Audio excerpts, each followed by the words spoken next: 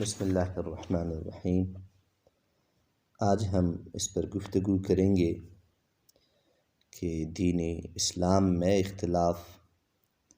کی حقیقت کیا ہے اور کس اختلاف کی بنیاد پر جنت اور جہنم کا فیصلہ ہوتا ہے، اور وہ کون سا اختلاف ہے جس کو علماء اسلام نے استحسان کی نظر سے دیکھا ہے۔ دراصل نبی اکرم صلی اللہ علیہ وسلم سے حدیث منقول ہے کہ یہود 71 فرق میں تقسیم ہوئے تھے اور نصارہ کرسچنز یہ 72 فرقوں میں تقسیم ہوئے تھے، اور میری امت میں یہ تقسیم ان سے زیادہ ہوگی، یعنی یہ میری امت 73 فرقوں میں تقسیم ہوگی۔ یہ حدیث مختلف صحابہ کرام سے منقول ہے۔ ابو ہریرہ رضی اللہ تعالیٰ عنہ سے بھی یہ حدیث مروی ہے، انس بن مالک رضی اللہ تعالیٰ عنہ سے بھی یہ حدیث منقول ہے، ابو درداء رضی اللہ تعالیٰ عنہ بھی اس حدیث کو نقل کرنے والے ہیں،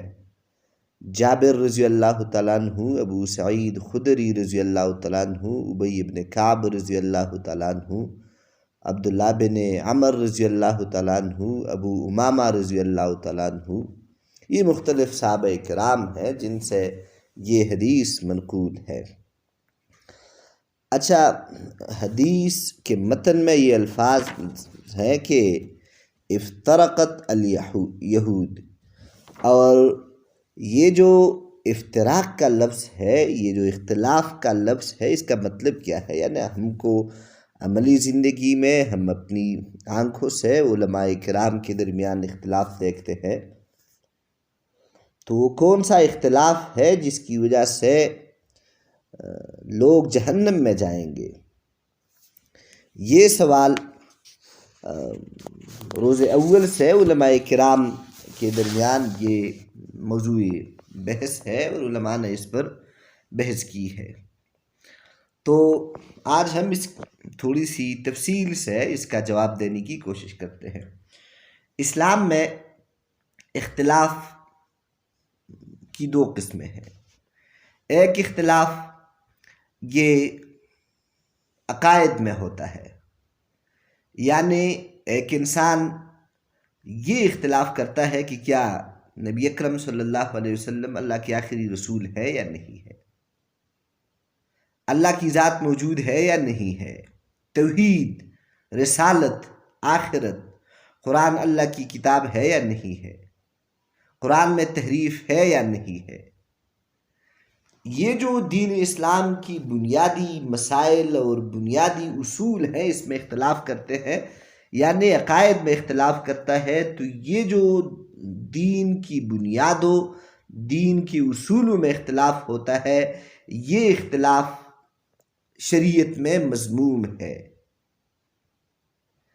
دوسرا اختلاف یہ ہوتا ہے کہ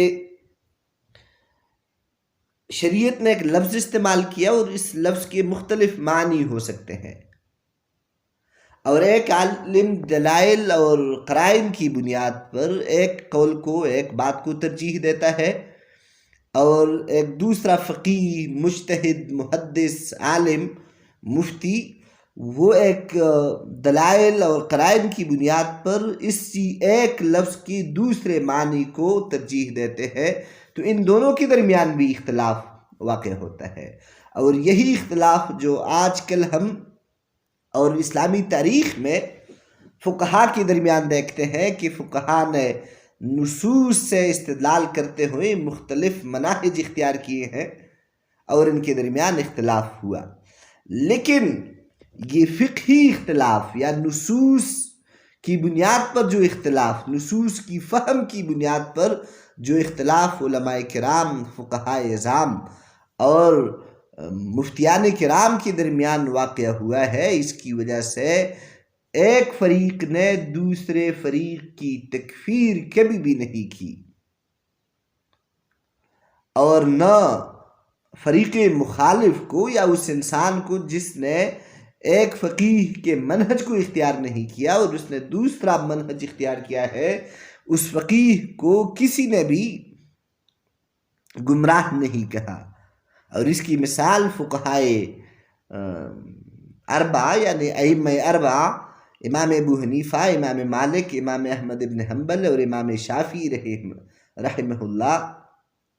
ان ائمہ کے درمیان جو فقہی نصوص کی فہم اور ادراک میں جو اختلاف ہوا، کبھی بھی ایک امام نے دوسرے امام کی نہ تکفیر کی ہے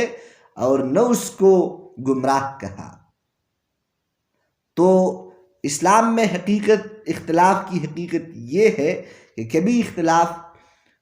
فروعی مسائل میں ہوتا ہے جس طرح نصوص کی فہم اور ادراک میں، اور کبھی یہ اصول دین یعنی عقائد میں اختلاف ہوتا ہے۔ تو عقائد میں اختلاف شریعت نے برداشت نہیں کیا، اور حدیث میں جو وارد ہے کہ یہ امت مختلف فرقوں میں تقسیم ہو جائے گی، تو اس سے مراد عقائد کا اختلاف ہے، نہ کہ فقہائے کرام، علماء کا یا مفتیان کرام کا نصوص کے فہم اور ادراک میں جو اختلاف واقع ہوتا ہے وہ بالکل نہیں مراد۔ اللہ سبحانہ وتعالی ہم کو دین کی صحیح فہم اور سمجھ عطا فرمائے۔